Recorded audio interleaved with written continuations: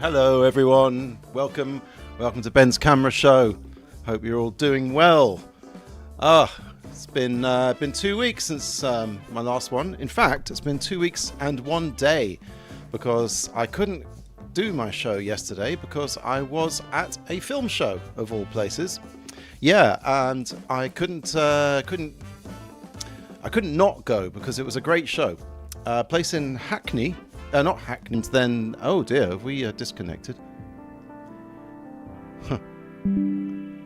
Oh, okay. Sorry, there must have been a little jump in the connection there. I don't know why, but hopefully that won't happen again. Hopefully we're back online. So anyway, yes, I went to Dream Sequence, which is if you're down in Peckham on the first Thursday of the month, then by all means get down there and go see their show.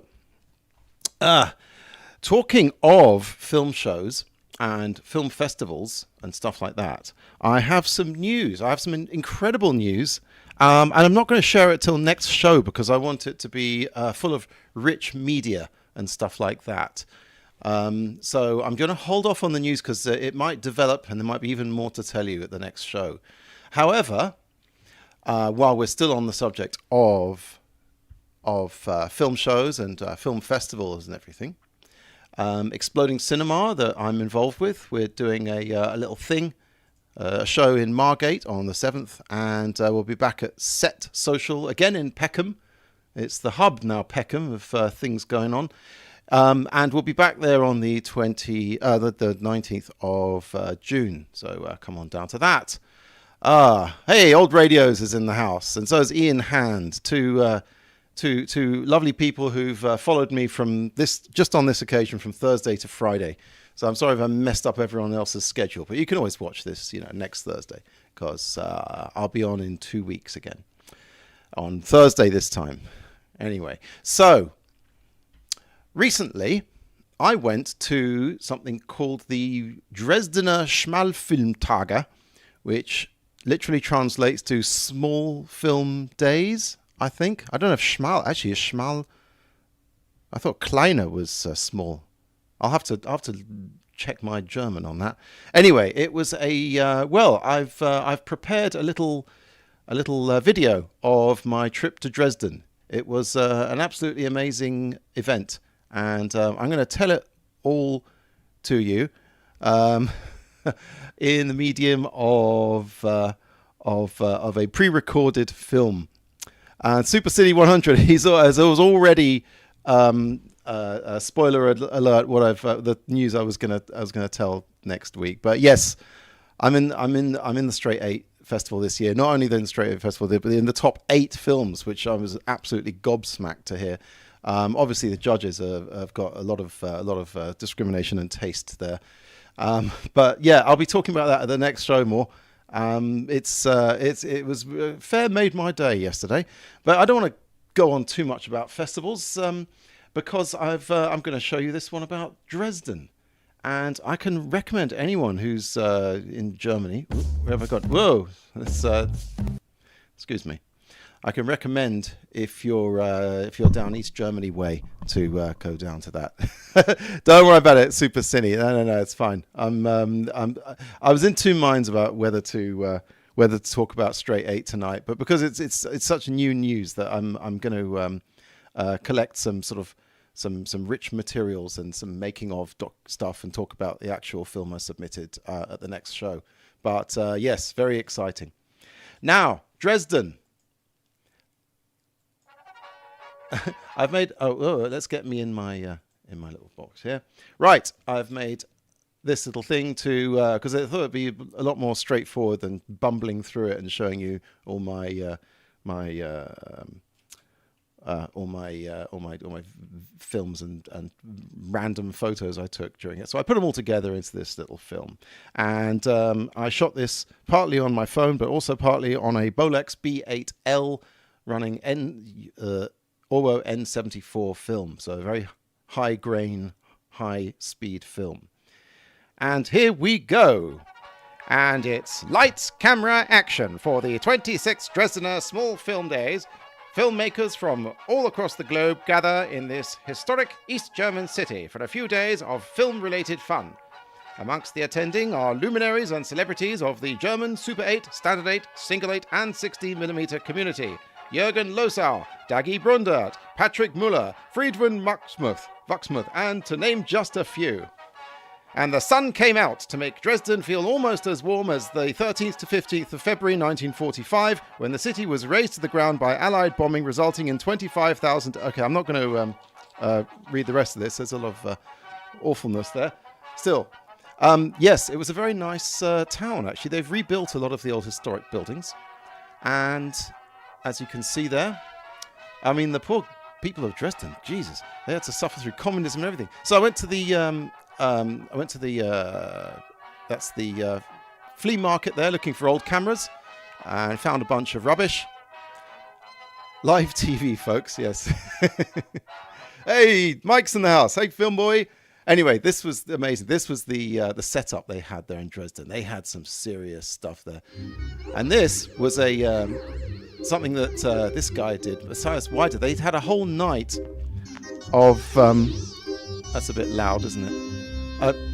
They had a whole night of like films with live music accompaniment, and the stuff that people were doing was unbelievable. I filmed this rather cheekily from the audience. That's just one of, I mean, I didn't film the whole thing, but this gives you a flavour of what they did. Oh, Filmboy says my audio is cutting in and out pretty badly. Uh-oh. Is that just my voice, or is it all the audio? Oh dear. Maybe I have it up too loud. Was that it? Am I all right now? Well, let's see. So I'll just keep on going, and if I keep getting audio cutout reports, then I don't know what I'm going to tell you. I'll switch to another mic. So yeah, they showed my film. This was why I was there. They filmed my shows. They showed my film slides, and it was a great. Went down very well amongst the good for a few, then bad for a few. Well, dear, looks like we've got ourselves a little technical fault. So yes, there was a lovely meal put on by the organisers, and that's on the last day. Ian says he restarted the app and my audio is fine now. Okay, all right. Well, that's good to hear. Anyway, they had in the main filmmakers area, they had all these amazing the machines there, these editing machines on display, including some amazing like motorized one. This one apparently was some company that made a few and then went bust, and a lot of them were found in a skip apparently. Erneman 8000, very rare those machines, but very nice, like a little mini Super 8 Steenbeck. And here's another one they had on display there. It's got a tiny little screen in it. Isn't that cool? So you can watch it in daylight. Very nice. And what else we got? What else was there? It looks better, yeah. It looks like there's a light behind the screen. Yeah, I spent ages fiddling with these things. I mean, this place was right up my street. Anyway, so that was another one there running a loop. Is that a Goku? A Goku? Goku, very nice. Yeah, I think a guy called Jan. I can't remember his surname. Anyway, he set those up. So that was the Dresden's short film days. If my audio is still cutting out, I'm sure one of you lovely people will let me know. Old Ray says, I got the movie deck. What? That first one, that little Steenbeck looking thing. That's amazing. That's those things are like what is it called? Unicorn shit. Yeah, very nice machine, says Super Cine 100. Well, I say very nice.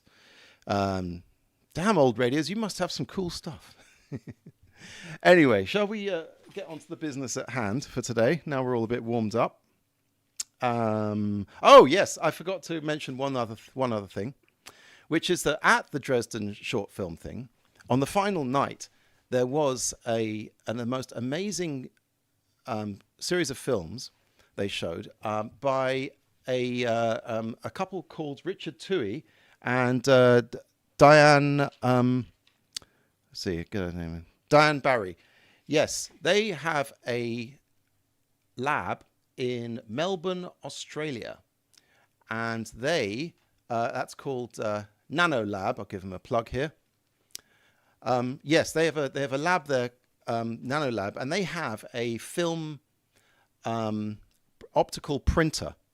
And they also obviously can develop stuff. You know, they develop everyone's films in Australia. So if you're in Australia, send your films there, because these people, they know what they're doing. I'm going to play just a little clip of a couple of clips of one of their films on Vimeo. This is on their own Vimeo. And if you look up Richard Toohey and Diana Barry excerpts on Vimeo, you'll see some of the stuff they're doing, which was jaw-droppingly good. Here's some. Look at that. This was like, I don't know how many layers of film, like printed on the same piece of celluloid. Fantastic, mesmerizing. And the music they did was amazing as well. Here's another thing they did with their optical printer. Nice. Look at that. This film's all in strips. And sometimes they line up. Sometimes they don't. It's fantastic stuff. Yeah. I agree, old radios. Whoa. Here's another thing they did. They blew up Super 8 so much. Like, this is like a quarter of a Super 8 frame. And with their optical printer, they blew it up so much that you can see every single little like piece of color emulsion and grain in there. This was a film called Crossing. Was it Crossing? I think. Yeah. It's just the extent to which they have pushed the art into new areas is incredible. So yeah, that's some of the work of Richard Toohey and Diane Barry. And lovely people as well. If they're ever in your neck of the woods, I believe they're up in Finland right now. But check out their stuff. That's a plug for that. Super Cine. Wow, that's so good. Yeah. And that's not even the most amazing thing I saw them do, or the film that they played. They put a Super 8 cartridge in a little black bag and turned it. Just that, no camera, just inside a little black bag. And they got exposures that way because the black bag had a kind of a weave that had little holes in it. So it made like hundreds and hundreds of little pinhole images. And they've discovered it completely by accident. And the film is unbelievably good. Anyway, so that's enough of that. Right. Let's get to the meat of the show. I'm going to start off right after my rum and coke. I'm going to start off by playing an excerpt from a previous show I did, which I edited down and I put it on Instagram. And amazingly, it's got thousands of... Alexa, shut up. It's got thousands and thousands of views. And it's the most successful film I've ever put up on Instagram. And I don't know why this should be so interesting to the people of Instagram, but hey, you know, it got me a whole ton of new subscribers and viewers. So I'm just going to show you first. Let's go into the screening room. Enough of that. And I'm going to play this film that you may remember from a previous show. It's just a few minutes, and that will bring us all up to speed on what I'm going to do next. You won't believe, this is clickbait. You won't believe what I did next. Here we go.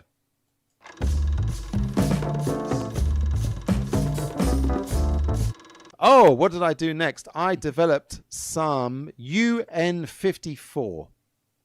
ORWO UN54. This stuff's hard to get hold of. I've talked about it in the past. It is a black and white film that is fresh. The only way I could get it was to buy a whole 1,000 feet of it. That can be, if you have a reseller account with Kahl, K-A-H-L, you can buy it. If you have connections, which I'm happy to say I have connections, I got myself 1,000 feet of it from Adrian Cousins. Thank you, Adrian, again, if you're watching. So this is how I developed it. By the way, any black and white, you can get Fomapan black and white from Russia. My mate, what's his name? Sidor Matrasov. He sells Fomapan. Do it with Tri-X. You can try Tri-X as well. I don't know if these development times are gonna work with Tri-X, but why not? Just 10 minutes. at 1+50 Rodinol. Get yourself some Rodinol. If you shoot black and white, Rodinol's amazing. It develops everything. And 120 milliliters. I got a whole liter of the stuff. I still haven't got halfway through it. 23 degrees in 1+50 Rodinol for 10 minutes and fix. And that's it. Easy peasy. And I got these lovely results here from the other weekend. Now that everyone's been injected with the COVID vaccine, I was able to do a nice, have a nice weekend with family, eating raspberry tart there. Then, because I was with family, this is an interesting thing. We're going to get on something so freaking cool. This is the high point of the whole show, so stay tuned. A book called What's Hidden in the Woods. My niece had this book. And she's only 4 years old, but she loves it. It's a very clever book. It's illustrated in all these different colors. And you get this red, green, and blue filter to look through. And when you look at the pages through the filter, see, that's normal. If you look at it through the blue filter, you see those owls at the top. And then if you look at it through the green filter, the owls have disappeared. So it's great fun for kids. I promptly stole the filters from my niece. And I set up a camera, a nice Canon 814 XLS, and I filmed some flowers. And I filmed it on the black and white ORWO film through 3 different color filters. Now you're probably thinking, well, what's the point using color filters with black and white film? Oh, you haven't seen anything yet. So that's the green filter, the blue filter. Right, here we go. It's the highlight of the show. Look at the flowers. Look, whoa! See that they just changed color.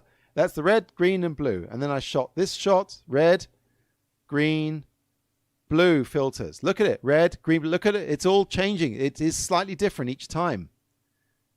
Then red, green, blue. So I filmed all of these. You know what's coming. You ever heard of a guy called Maxwell? I don't know his first name. He invented color photography before they had color film. He filmed stuff in black and white with red, green, and blue filters. He then projected it with a red filter over the projector of the red image, a green filter over the projected green image, you know where we're going, and a blue filter over the projected blue filter image. And when you put the green and the blue together, it makes this. And when you put the red on top of that, you got a color picture using black and white film. This made me so excited. I know it's a bit dingy. I haven't done any more color correction. But look at this. Look at how the red flowers are kind of moving a little bit. And then this shot, yeah, also got cut. You know what? It's a bit. It looks a lot dingier here than it did on Premiere, which I did all this in Premiere. But then you can even see the colors go slightly out of whack, out of registration here and there. But this is how you can get a color picture of something that's not moving using just black and white film. Bloody amazing!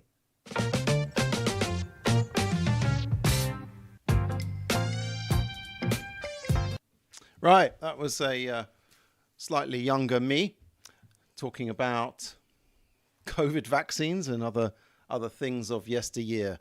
So yeah, red, green, and blue made a color picture. It did very well on Instagram. However, a couple of people commented on the Instagram link. They said, do it next with CMYK colors. And I thought, okay, no pleasing some people.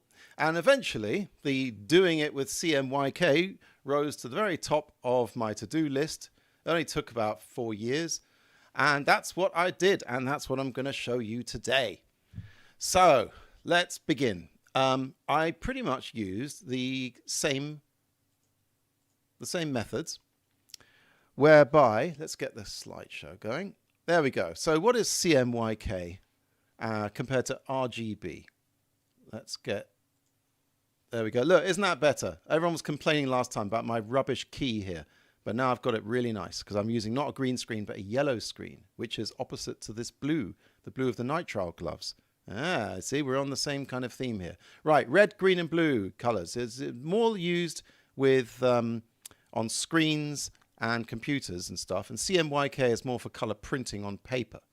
So red, green, and blue is an additive process where if you mix red, you add red to green, light-wise, it makes yellow.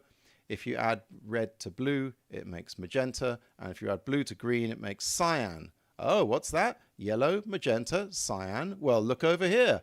Cyan, cyan, magenta, yellow, CMY, and K is for key, which is basically a black and white image which you use as the sort of the basis for everything else, so they're all in registration.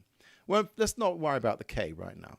Let's use CMY. Now, CMY is actually a subtractive process, and I've been trying to wrap my head around this, but it's about taking away colors rather than adding the colors together. So if you like, I think it's like if cyan minus magenta is blue, because if you see over here, you got the cyan, and there's magenta, and there's when it's neither of them, it's blue, and when it's neither, when you take away green and red, you're left with yellow. No, yes, and if you take away cyan and magenta, you're left with yellow. I'm not explaining this very well, am I? Probably because I don't even understand it very well. Anyway, look, suffice to say that this is what they use in printing, and it's called a subtractive process, where if you add them all together, it makes black. But if in RGB, if you add them all together, it makes white. Now, I'm sure there's some smart person in the comments who's going to correct me on this throughout the whole show.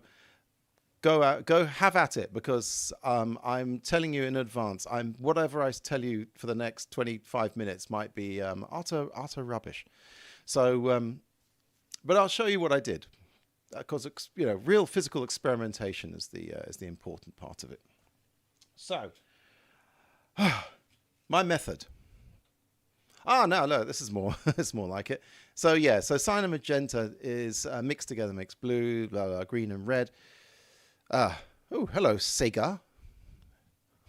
Yeah, new in the camera show. Welcome. So, okay, this is what I had. I had one of these useful color filter sample packs, which are incredibly useful if you only need a little bit of colored gel. You can buy these for like £5 at photo shops. And I found the cyan, the yellow, and the magenta filters, and notice where they overlap. See, that's making red, that's making blue, and that's making green. Interesting. And this is what I filmed, because I wanted something with lots of different colors in it. Got the red of the suitcase there, got my color chart there, green and blue of the shirt, which I'm wearing right now, funnily enough. And what I did is I held the 3 different colors in front of my Bolex B8L.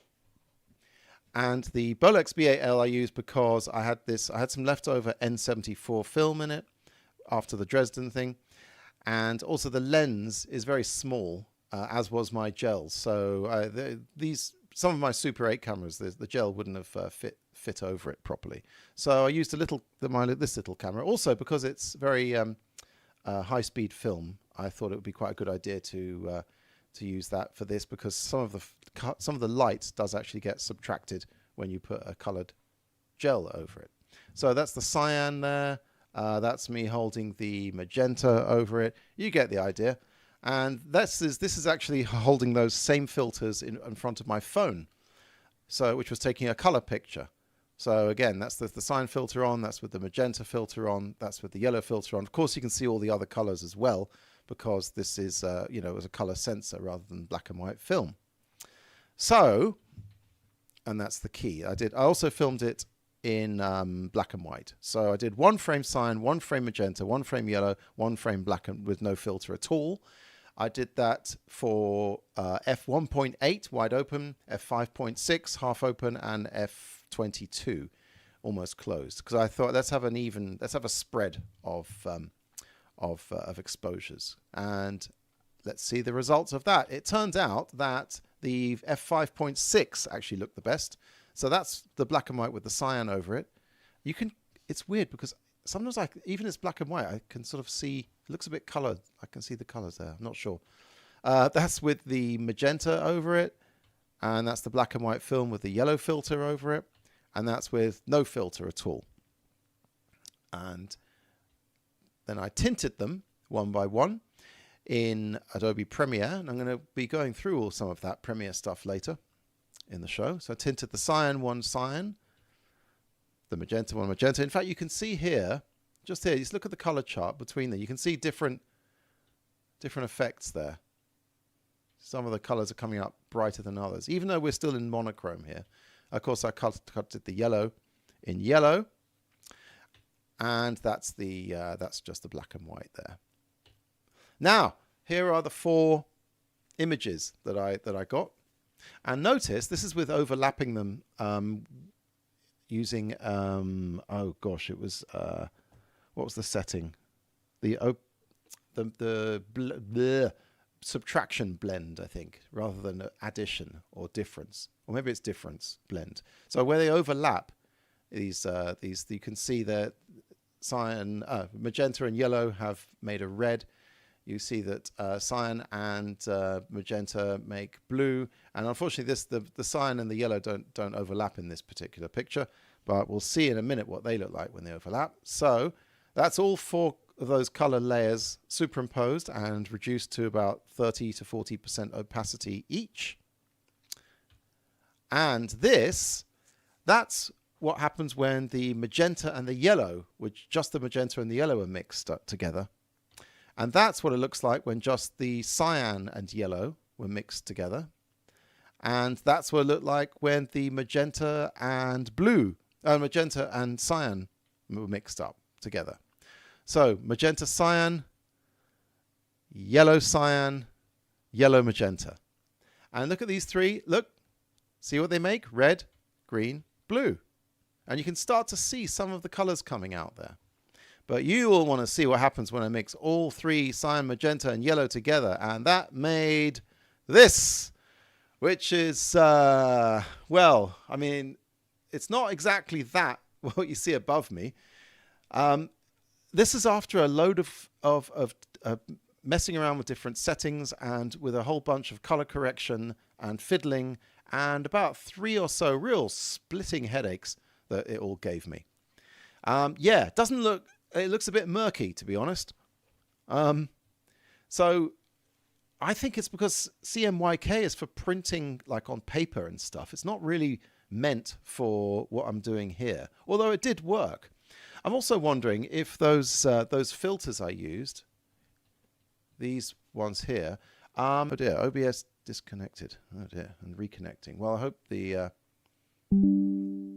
okay. I don't know why we're having a couple of dropouts today. In fact, I think I know why, because I've got NDI installed on this thing, so I can hook my laptop up to it. Why do I want to do that? Well, I'm going to take you through the actual nuts and bolts of how I mixed these colors together and got this marvelous result here. And that is with this one. I also took a picture of this particular scene here. And we are going to have a look at what that came up with. Oh, okay. No, we don't want this. There we go.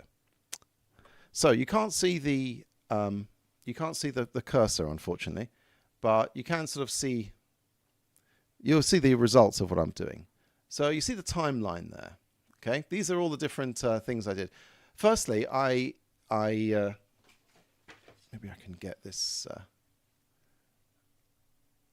There we go. So firstly, I colored everything. I colored all the pictures, cyan, magenta, and yellow on the timeline, because let me tell you, you can get discombobulated very easily with all of these. It happened to me several times. Super Cine 100 said, that's quite impressive. Different to RGB. Yeah, different, sort of grainy, but it might have been the film I used. Anyway, so let's let's have a look. So these ones here were the f1.8. Well, and as you can see, it was way too bright. I couldn't get an awful lot out of those, mixing those together. This was the f5.6, these ones here, and that was probably the best result, mixing those. And here, these ones here are the f22. Yeah, a little bit little bit murky, a little bit darker, a little bit more grainy. Yeah, I'm not really sure which one came out the best. Here was an experiment with blending, which came up very dark, but it's a lot less grainy. And here, these ones here are the four. Oh no, not those ones. Here we go. So here are the four cyan, magenta, yellow filtered pictures of that last thing there, that last photo. Unfortunately, because they're a bit messed up, because this was literally like the last frame on the entire film, so it was getting it didn't expose it all that well. So what I did was, firstly, let's select that, and up here, up here is the color correction thing. So firstly, I used this thing called Lumetri Colour, and I used that to tint them. Now I'm suspecting there might have been a better way to do this, like actually to do with channels, color channels or something. I don't know. I was looking up like how to do all of this stuff, and no one has done a guide at all, because I think no one's crazy enough to put this stuff on to try and make a CMYK. So then there's yellow. Let's switch that on. Why is it not coming on? Oh, anyway. So you got, like, you can mess around with the temperature, the tint, and all sorts of. Oops, no, I'm doing. Oh, I know why, because that's the cyan. So yeah, so there's the yellow one there, and again, here's the magenta. So I tinted them all first, and then I laid them over each other like this, and that just says that's just yeah. So it looks a bit messed up there. But what I did to kind of work out the amounts of each of those mixing each of those colors, how much I would mix each of them, is that I would change the opacity of each layer here.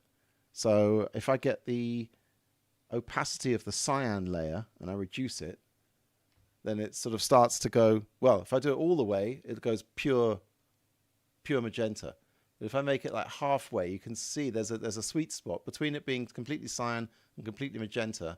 There's a spot where, yeah, it's sort of like a bit of both, and you see some colors starting to come through there.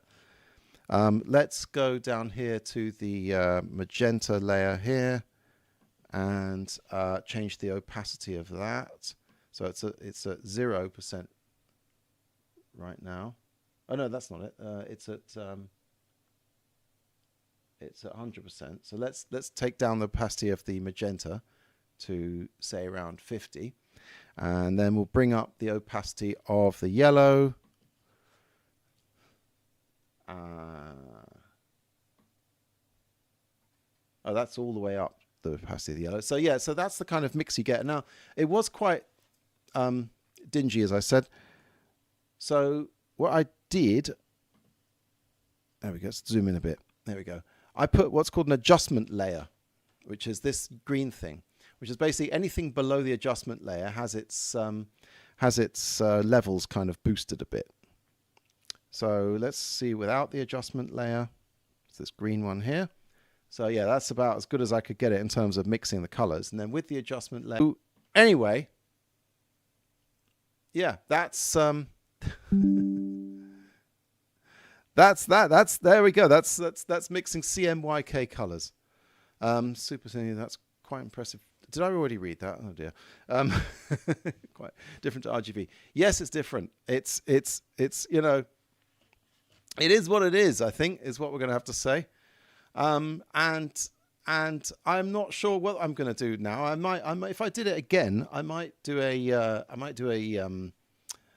like I said, a richer, deeper layer, a filter over the film. And I might do, you know, I might use different film, and maybe I'll use some higher grain film. You know, some. I'll go back to using the 100 ASA UN40, and yeah, use that, because it did come out better, definitely, the RGB. Ah, right. Well, that didn't take too long, and we're onto the film show. Hooray! Let's switch this off first, because I think this NDI source thing, I think it might be disrupting the stream here and there. Tonight's film show, rather interesting one, is a film that I found in a box of other films of various types. From that was just from Exploding Cinema. I was looking through all their Popcorn Time, Super Cine, it's well, let's just watch it and we'll see, shall we? So let's get the place ready. Should I put some music on while I'm doing all that? Why not? Not this. Something else. Right. So here we go. Just 1 minute. Let's get the lights off first.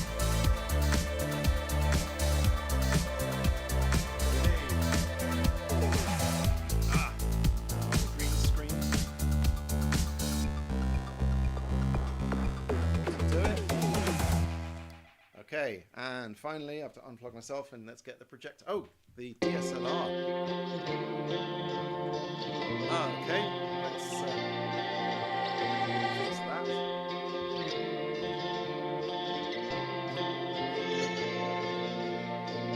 Yay, and there's my hand. Yes, we are definitely live. Alright.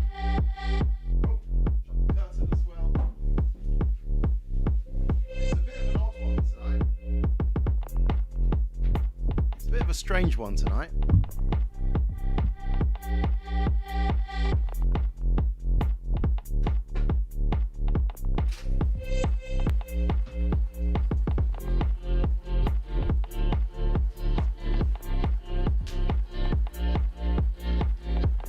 It's certainly not a commercial film.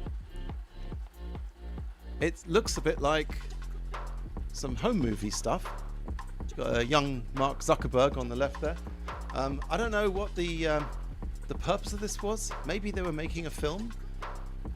Maybe they were interviewing them. Maybe it was a documentary.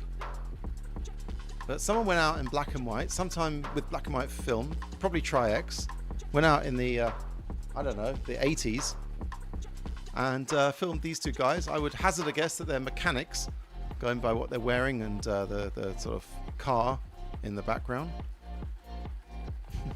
Music video. Yeah, well, there's music and there's video. So you are technically correct.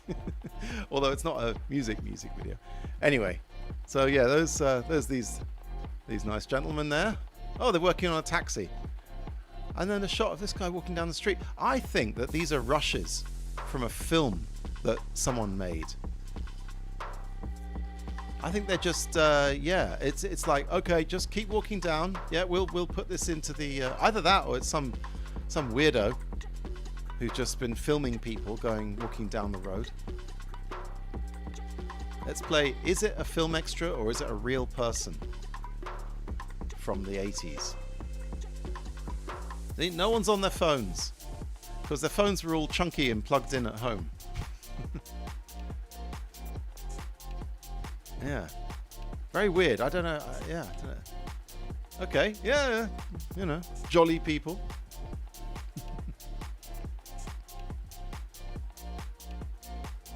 Oi, you want some of this? Oi, oi. I think he was just standing on the street corner, pointing at people, saying, "Hey, look, you want to be in a film? You want to be in a film?" I don't know. It was a big deal to have a camera back then. Yeah, I think this was a movie.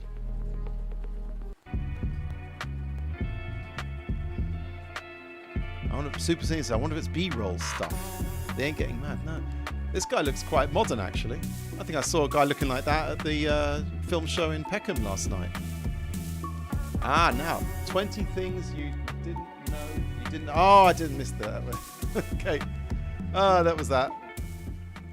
That was a quickie there. Let's switch off the projector before it burns itself out. I'll be back in a second.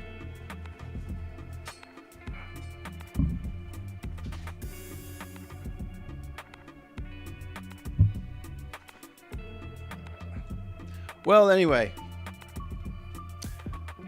listen, people. This is it's been a short one today, only 40 minutes. However, I could go on for another half hour just talking about, you know, just crap. But tonight's episode was brought to you by the colours cyan, magenta, yellow, and by black and white, and by, of course, the number 8. Oh, weird, so that went by fast. I know, it's 45 minutes. I think it was long enough. I mean, I have other stuff, but I'm going to save it for the next show, including the huge news about Straight 8, which I'm extremely excited about. Ian says, thanks, Ben. Hey, thanks for hanging out with me on a Friday afternoon. I got now else to do, me. I will be back in 2 weeks on the Thursday, the 15th of May. Yes, we're back on Thursdays after this week's little blip. And I will... I'll see you then. Until then, I'm up to stuff on Instagram and all the rest of it. Super Cine says, really interesting stuff. Thanks for a good show. Thanks for tuning in, Super Cine. And thanks also, Old Radio's Ian Hand, Mike from Filmboy24. I hope your stream stopped stuttering, and maybe it was me stuttering. Maybe I was just like, you know, talking and then not talking. Who knows? No. I don't know. It's probably the NDI business. So yeah, so that's it then, people.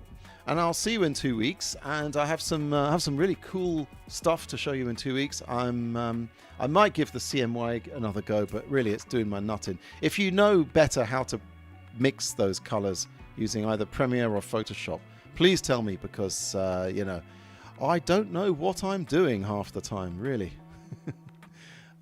Terry Fuckwit, that's me. Anyway, good night, everyone. See you all, and have a good one. Enjoy the warm weather for one more day in London before it all goes to crap. So good night, and cheers all.